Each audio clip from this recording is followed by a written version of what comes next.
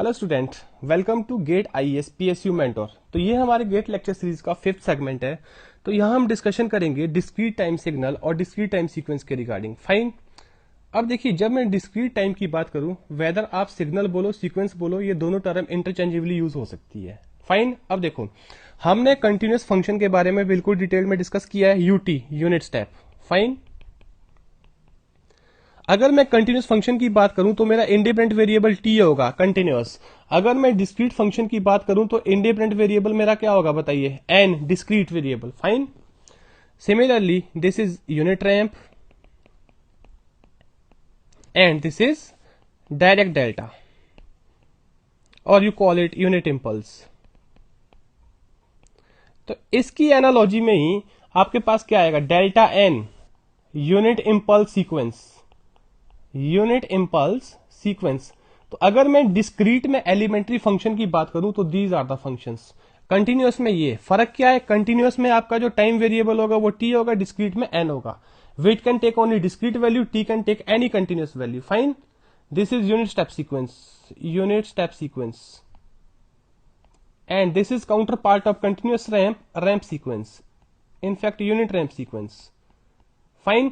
अब देखो, मैंने आपको पहले बताया है, suppose you are given with the continuous function और आपको डिस्क्रीट फंक्शन निकाला, कंटिन्यूअस सिग्नल गिवन है, डिस्क्रीट सिग्नल आपको निकाला। मैंने आपको बताया simply replace T with NTS.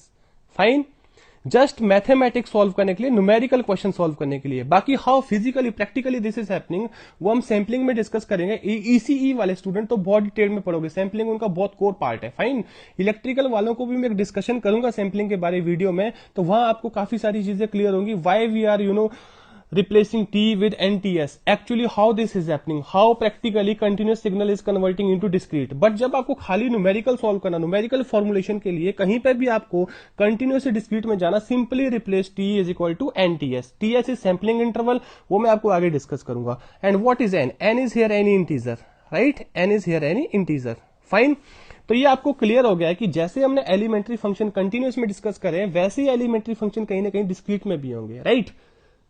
अब देखो, discrete time sequences elementary function क्या है, यूएन क्या होगा, डेल एन क्या होगा, आर एन क्या होगा, वो ठीक है मैं डिफाइन करूंगा। बट उससे पहले मैं आपको थोड़ा सा हिंट दे देता हूं व्हाट एक्चुअली प्रैक्टिकल सेंस में डिस्क्रीट टाइम सिग्नल क्या होता है। ठीक है, तो देखिए, आप मेरी बात को समझने की कोशिश करिए। मैं डिफाइन कर रहा हूं डिस्क्रीट टाइम सीक्वेंस और डिस्क्रीट टाइम सिग्नल क्या होता है। It is a sequence of measurement typically taken at finite instant और फिक्स्ड इंस्टेंट।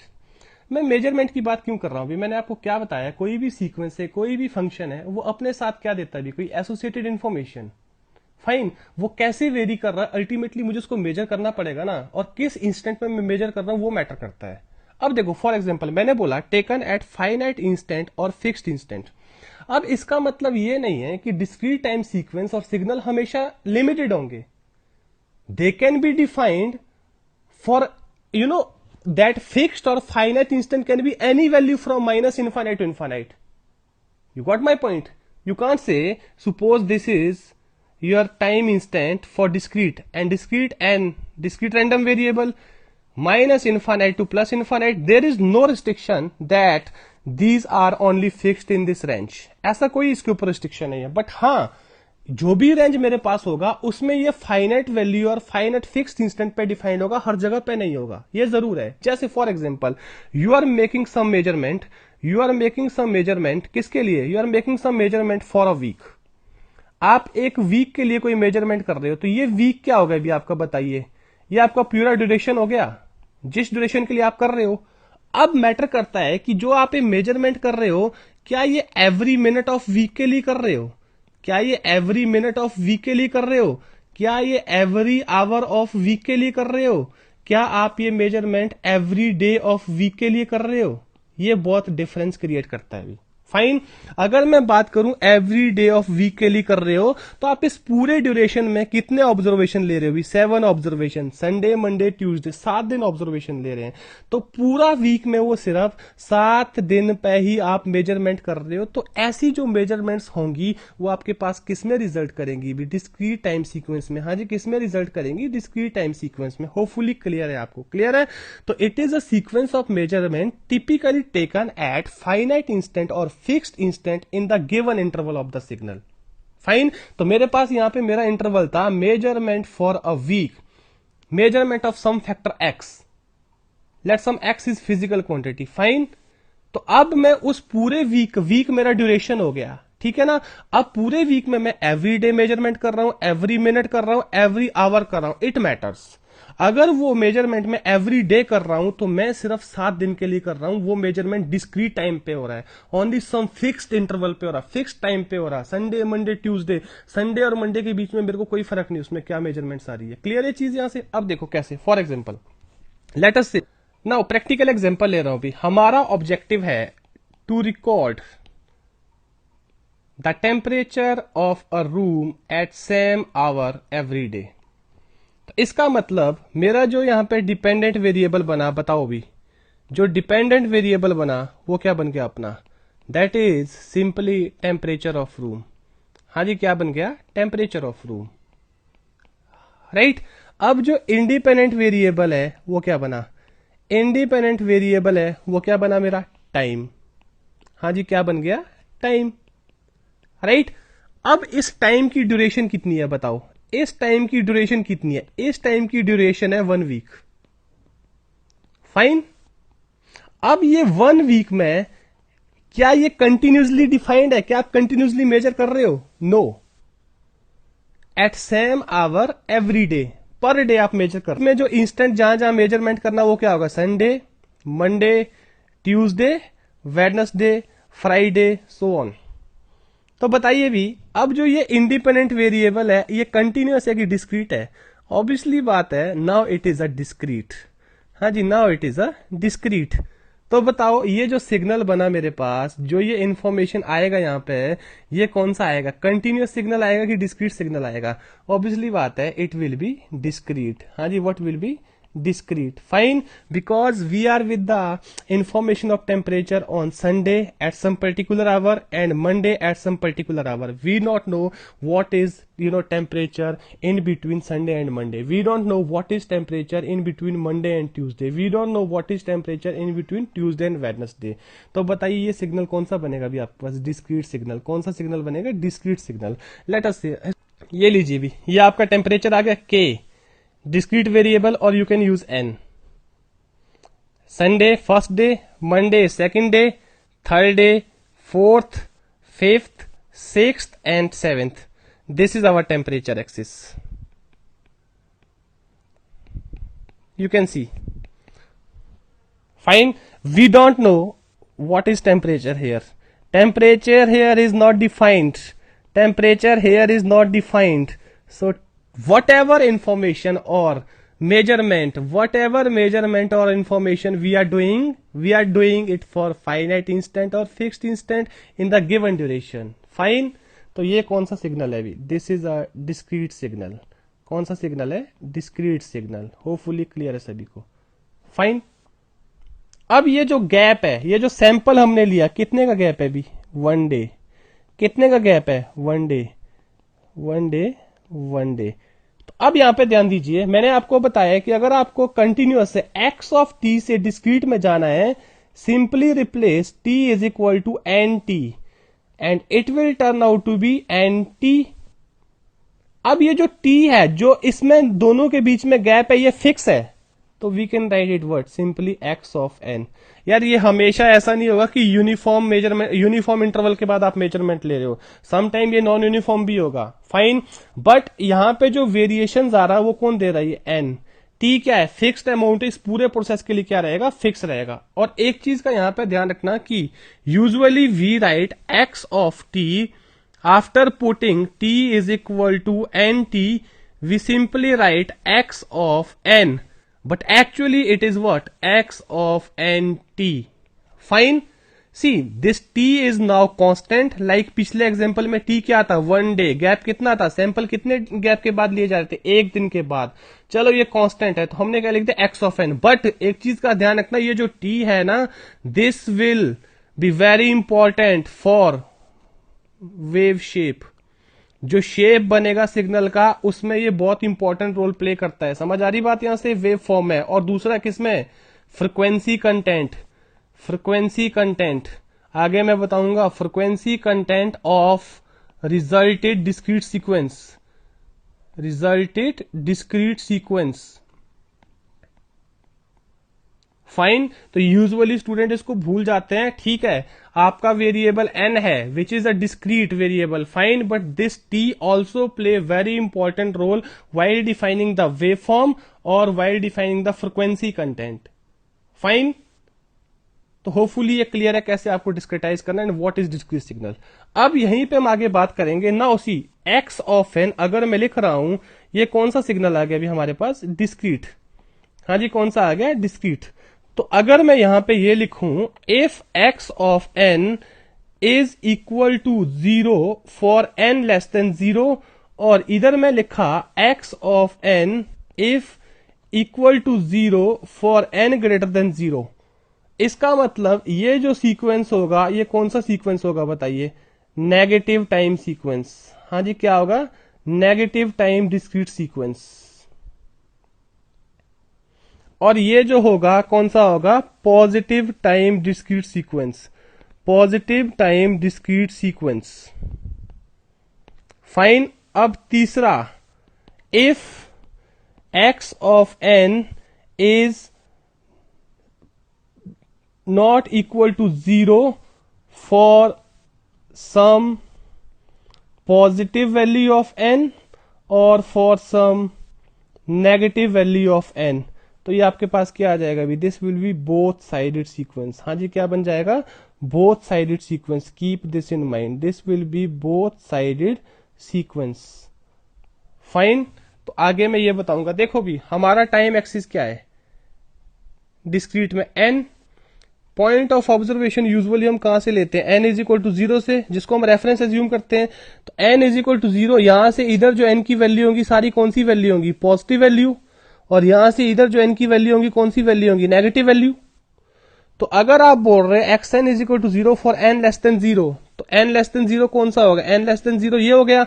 तो वो कहां पे डिफाइंड है, पॉजिटिव वैल्यू ऑफ टाइम के लिए डिफाइंड है कि नहीं, तो क्या बनेगा, पॉजिटिव टाइम डिस्क्रीट सीक्वेंस। अगर आप कह रहे हैं x of n is equal to 0 for n greater than 0, तो n ग्रेटर देन 0 ये रेंज है, इसके लिए वो 0 तो कहां डिफाइंड होगा, फिर नेगेटिव रेंज ऑफ n के लिए। अगर आप बोल रहे हो x of n is not equal to 0 for some positive n for some negative n, इसका मतलब वो क्या है अभी, both sided sequence, keep this in mind, fine. Now आगे मूव करते हैं, देखो अब सी आपको कोई एग्जांपल दे दिया अभी, ये आपके पास कोई डिस्क्रीट टाइम सीक्वेंस का एग्जांपल है, फॉर एग्जांपल, राइट। अब आपको कैसे पता चलेगा ये 5 कब वैल्यू ले रहा है, ये 3 कब वैल्यू ले रहा है, ये 2 कब वैल्यू ले रहा है, ये -4 कब वैल्यू ले रहा है, फाइन।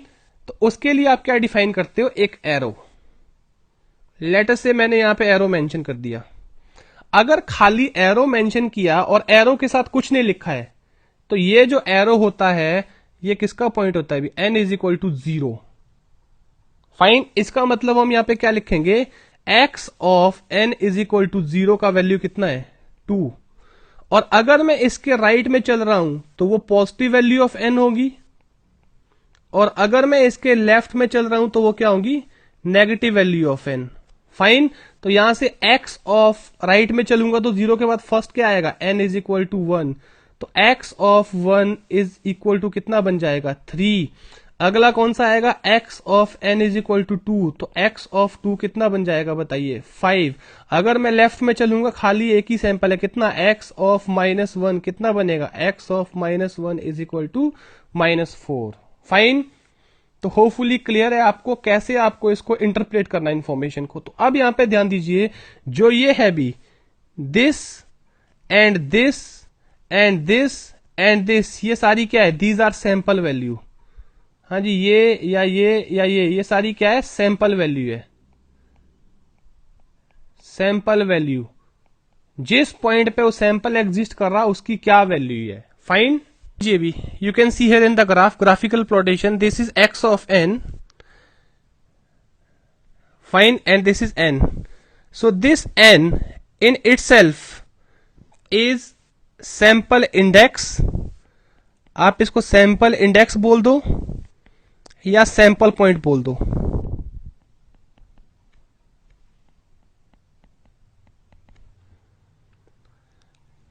और ये जो वेरिएबल देगा आपको क्या देगा, सैंपलिंग वैल्यू।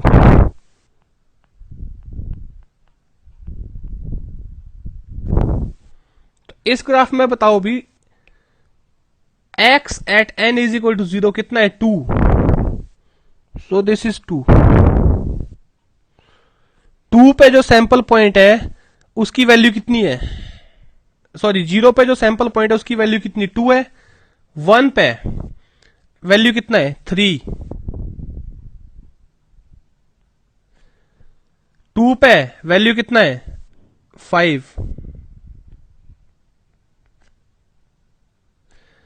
3 पे वैल्यू नॉट डिफाइंड। -1 पे वैल्यू कितना है, -4। तो यार ये आपके पास क्या बन जाएगा, representation of the discrete sequence. Hopefully clear है सभी को, राइट। अब देखो कई बार वो डिस्क्रीट सीक्वेंस की रिप्रेजेंटेशन के लिए एक और फॉर्म यूज करता है। अब उसने यहां पे एरो तो लगा दिया, बट एरो के साथ क्या लिखा, n इज इक्वल टू 5। पिछले केस में एरो खाली था, एरो के साथ कुछ नहीं लिखा था। तो जब एरो के साथ कुछ नहीं लिखा होगा वो कौन सा सैंपल पॉइंट होगा, 0 वाला। तो अब उसने यहां पे खुद लिखा है एरो के साथ n इज इक्वल टू 5। अब इसको कैसे रिप्रेजेंट करोगे आप, तो मैंने आपको क्या बताया, राइट में जाओगे तो n का वैल्यू क्या होगा, इंक्रीज होगा पॉजिटिव में। इधर जाओगे तो n का वैल्यू कहां जाएगा, नेगेटिव में जाएगा। फाइन, इधर कहां जाएगा, पॉजिटिव में, और इधर कहां जाएगा, नेगेटिव में। तो अगर ये n इज इक्वल टू 5 है तो ये वैल्यू कितना होना चाहिए, होपफुली क्लियर है, n इज इक्वल टू 6। और ये कितना होना चाहिए, n इज इक्वल टू 7। और ये कितना होना चाहिए, n is equal to 8। Because अब हम इसको 0 नहीं लेंगे, वो खुद बाहर से बोल रहा है this is n is equal to 5। तो ये वैल्यू कितना होगा अभी बताइए, कौन सा सैंपल पॉइंट होगा ये, n is equal to 4। Right. तो सैंपल वैल्यू कैसे लिखेंगे अब बताइए, what is sample value at point x n is equal to 4। कितना लिखा जाएगा इसको, 1.1। What will be value at n is equal to 5, वो तो मेंशन ही है, कितना 2.5। What will be value at sample n is equal to 6, 3.7। What will be value at x n is equal to 7, कितना बन जाएगा अभी 3.2। And finally x n is equal to 8, it turns out to be 2.6। तो यार ये कुछ different notation है, वो एग्जामिनर यूज करता है, आपने इन चीजों का ध्यान रखना है। फाइन। तो होपफुली यहां तक ये बेसिक, यार this is the very basic interpretation और information regarding the discrete time sequence. कैसे आपने उसको इंटरप्रेट करना है, कैसे वैल्यूज लेनी है, कैसे सैंपल वैल्यू लिखना है, कैसे उसको ग्राफिकली ड्रॉ करना है। फाइन। और क्या सैंपल पॉइंट होता है, क्या आपके पास सैंपल इंडेक्स होता है, राइट। तो होपफुली ये चीज क्लियर है। अब हम आते हैं बेसिक एलिमेंट्री फंक्शन की तरफ। किसकी तरफ आते हैं, elementary function. Now unit step sequence, you will represent it will u of n. Again this point is 0, 1, 2, 3, 4, 5, 6, 7, 8 so on go to infinity। कहां जा रहा है अभी, प्लस इन्फानाइट और इधर माइनस इन्फानाइट। फाइन। और डिस्क्रीट सीक्वेंस की बात कर रहे हैं तो ये वेरिएबल आपके पास क्या होगा, डिस्क्रीट होगा। It will take only the finite और fixed value discrete values, right. तो मैथमेटिकली अगर मैं इसको रिप्रेजेंट करूं, u of n will be equal to 1 for n greater than equal to 0 otherwise you can see in the graph the same is happening। what is sample value at instant t n is equal to 0, 1 at 1, 1 at 2, 1 at 3, 1, 4, 1, 5, 1, 6, 1, 7 so on up to infinity। But अगर मैं यहां पे negative value of N के लिए चलू, जो otherwise में मेरे पास है, उसके लिए कितना है, for any negative value it is 0। Fine. तो कहीं ना कहीं यार एनालॉजी है कंटिन्यूअस फंक्शन और डिस्क्रीट फंक्शन के बीच में। यस, एक जो हमारे पास यहाँ पे क्लियर कट इन्फॉर्मेशन है वो ये है भी, कौन से सैंपल की बात कर रहा हूं मैं, एन इज इक्वल टू 0 पे। आपने कंटिन्यूअस में देखा, यहां पे मैं थोड़ा सा ग्राफ बना लेता हूं, ये आपके पास कंटिन्यूअस का था अभी, यू सी दिस। कंटिन्यूअस में अगर मैं देखूं, इस t इज इक्वल टू 0 पे क्या था अभी, डिसकंटिन्यूटी था। बट जब मैं यूनिट स्टेप सीक्वेंस की बात करूंगा, या ऐसा कोई भी प्रॉब्लम नहीं है। इसका मतलब अगर मैं यूनिट स्टेप सीक्वेंस की बात करूं, there is no disagreement, there is no disagreement और ambiguity about value of function at origin, जो कि कहां थी, कंटिन्यूअस में।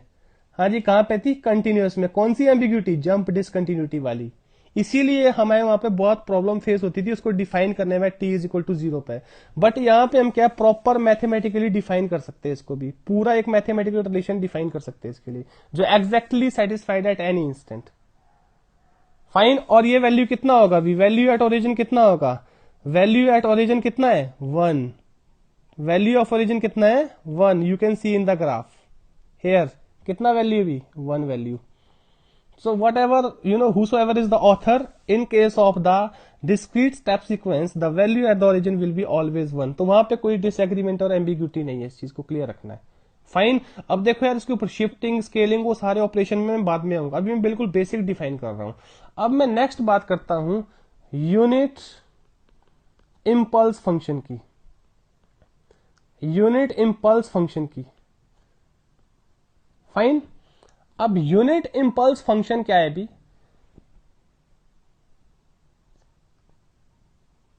ये लीजिए, ये मैंने n डिस्क्रीट वेरिएबल ले लिया, this is del n represented by del n, जो कि डेल t आपके पास कंटिन्यूअस में था।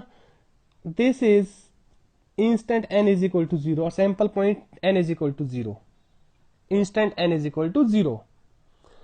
तो बाकियों के लिए आप क्या देख रहे हो अभी, for others value of this discrete independent variable values are 0। तो इसका मैथमेटिकल इंटरप्रिटेशन क्या बनेगा अभी, del of n is equal to 1 for n is equal to 0 and 0 for n not equal to 0 और अदरवाइज। अब यहां पे ध्यान देना कि अगर मैं कंटिन्यूअस की बात करूं, इसके नीचे मैं कंटिन्यूअस वाला भी प्लॉट कर रहा हूं भी, ये लीजिए, ये मैंने कंटिन्यूअस वाला प्लॉट कर दिया, this is t and this is impulse. अब वहां जो ये 1 लिखा होता था और जो यहां 1 लिखा है मैंने, क्या फर्क है अभी दोनों में बताओ, ये एरिया होता था। हाँ जी, ये क्या होता था, एरिया होता था। बट ये जो n है ये सैंपल की वैल्यू है। हाँ जी, क्या है, सैंपल की वैल्यू है। कहां पे, at origin. This is the major difference. और इसका वैल्यू यहां पे कितना होता था बताइए, infinite, undefined, unboundedly grown. Fine. तो इसका मतलब यहां पे एक और हम कंक्लूजन निकालते हैं कि यूनिट इंपल्स फंक्शन और जो यूनिट इंपल्स सीक्वेंस है, जो डिस्क्रीट यूनिट इंपल्स फंक्शन है, in this case we don't have no difficulties, we have no difficulties like continuous impulse, like continuous impulse at origin। Fine. यहां पे क्या difficulty थी, at origin it was undefined, at origin it was undefined. Hopefully ये चीज भी आपको clear है। तो n इज इक्वल टू 0 पे अगर मैं डिस्क्रीट में बात करूंगा, it is not area, it is a sample value. हाँ जी, क्या है, सैंपल वैल्यू है। इसी वजह से, इस डेफिनेशन को एक्सेप्ट करने की वजह से ही हम इसको क्या बोलते हैं भी, we also called some time it unit sample function. हाँ जी, क्या बोला जाता है इसको, ऑल्सो यूनिट सैंपल फंक्शन। वो फंक्शन जिस पे ओरिजिन पे सैंपल अकर हो रहा है और कितने वैल्यू का अकर हो रहा है, यूनिट वैल्यू का। Means a function with sample at origin, with sample at origin of unit value. हाँ जी, कितने वैल्यू का, unit value, you can see here. So that is why it is also known as what, also called unit sample function. हाँ जी, क्या बोलेंगे, unit sample function. Hopefully ये picture सभी को क्लियर है भी, राइट। तो यार बिगेस्ट डिफरेंशिएशन जो कंटिन्यूअस और डिस्क्रीट के बीच में होता है, मैं आपको साथ साथ बताता जा रहा हूं। फाइन, ये जो मैंने सारी इंफॉर्मेशन दी है ये किसके लिए दी है? इधर जो मैं ये बना रहा था एनालॉजी डिफाइन करने के लिए, ये कंटिन्यूअस था। कौन सा था? कंटिन्यूअस था। होपफुली क्लियर है सभी को? यस, चलो आगे मूव करते हैं। अब स्क्रीन पे देखो भी किसकी बात कर रहा हूं मैं, सबसे पहले डिस्क्रीट में। फाइन, मैंने एक मल्टीप्लायर यूज कर दिया और दो सीक्वेंस को मल्टीप्लाई किया। एक यूनिट स्टेप सीक्वेंस को, इसका डेफिनेशन तो मैंने पीछे डिफाइन किया है, और दूसरा जीएन है, कोई मैंने g n is equal to n ले लिया। तो अगर मुझे कहीं पे खाली बोला जा रहा है some function g n is equal to n, तो बताइए, और ये एन कौन सी वैल्यू होगी? इंटीजर वैल्यू ऑलवेज ही, दिस इज इंटीजर वैल्यू। अगर मैं आपसे इसका ग्राफ पूछूंगा, ग्राफ कुछ ऐसा बनेगा भी? यस, हाँ जी, देखो एन इज इक्वल टू 0, 1 2 3 4 5 6 7 8 9 10। इधर को क्या आएगा? -1 -2 -3 -4 चलता रहेगा और यही वैल्यू लेगा।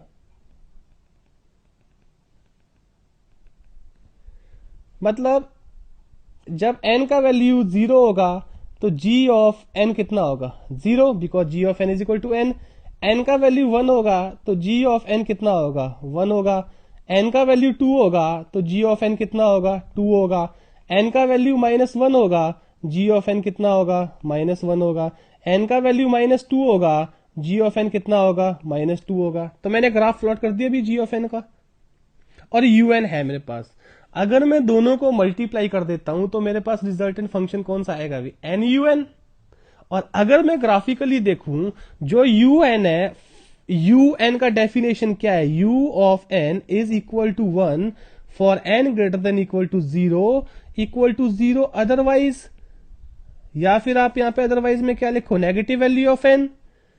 तो नेगेटिव वैल्यू ऑफ n के लिए तो जो ये फंक्शन था g ऑफ n था, वो तो फाइनाइट वैल्यू था, बट जिसे मल्टीप्लाई कर रहे un से वो आपके पास 0 है, तो 0 इंटू समथिंग 0। तो बताइए नेगेटिव वैल्यू ऑफ n के लिए क्या बन जाएगा अभी? ये 0 फॉर n लेस देन 0। और पॉजिटिव वैल्यू ऑफ n के लिए देखो भी, पॉजिटिव वैल्यू ऑफ n के लिए ये ऑलरेडी कितना है? 1 है। तो अगर आप किसी फंक्शन को 1 से मल्टीप्लाई करोगे तो वो अपने आप में वही फंक्शन रहेगा। तो आपके पास क्या बन जाएगा अभी? यही वाला ग्राफ कुछ यहां पे बन जाएगा पॉजिटिव वैल्यू ऑफ n के लिए। तो यार ये जो रिप्रेजेंटेशन है आपके पास, किसकी रिप्रेजेंटेशन है? ग्राफिकल रिप्रेजेंटेशन मुझे बनाने की जरूरत नहीं है, और यूनिट रैंप फंक्शन की। हाँ जी, किसकी है? यूनिट रैंप फंक्शन की। होपफुली क्लियर है ये, राइट? अब इसका डेफिनेशन क्या लिखेंगे भी? R ramp of n discrete variable जो कि इंडिपेंडेंट है is equal to n u n, और you can write ramp n is equal to how much? 1, sorry, you can write n for n greater than equal to 0 or 0 otherwise। तो यार ये इसका mathematical representation है। Hopefully आपको clear है now what is unit ramp, what is unit impulse function जब हम discrete में बात कर रहे हैं, and what is unit step function जब हम डिस्क्रीट में बात कर रहे हैं। क्लियर है? तो होपफुली जो चीजें मैंने डिस्कस की वो आप सभी को कुछ ना कुछ इन्फॉर्मेशन दिए होंगे। और ध्यान रखना यार, मैं बिल्कुल बेसिक्स लेवल से बातें कर रहा हूं, ठीक है? और आगे जाके अब इसमें शिफ्टिंग, स्केलिंग, रिवर्सिंग वो सारे ऑपरेशन करेंगे, राइट? Thank you.